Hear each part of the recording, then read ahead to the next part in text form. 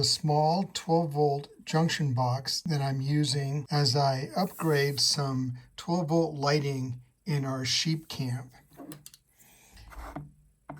I printed this on a Bambu Lab A1 out of PLA, and the lid is just held on with two M3 cap head screws. And inside there are three 2021 pads. I have this same file done with 2 pads and 4 pads.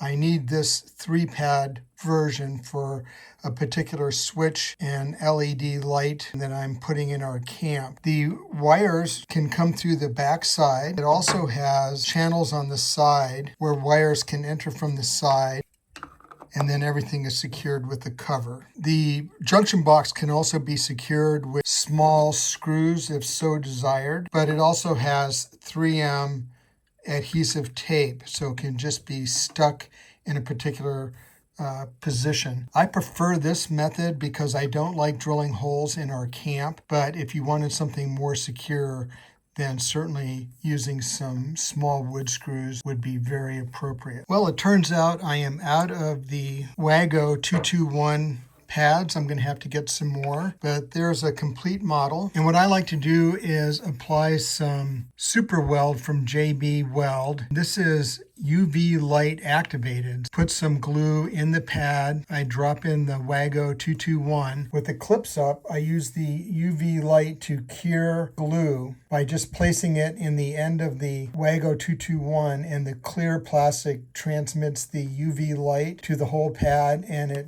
cures the glue, and then I'm good to go. These are some other pads that I've made that have been quite helpful in doing electrical work on the camp. I do like the closed junction box. These have their role as well, so quite handy and very easy to make. Now, one added benefit of this design is there's enough room above the Wago 221 pad that I can put a loop or a service loop of wire in the junction box before I close it. It's always good to have a little bit of a service loop in case you need to do any adjustments in the future.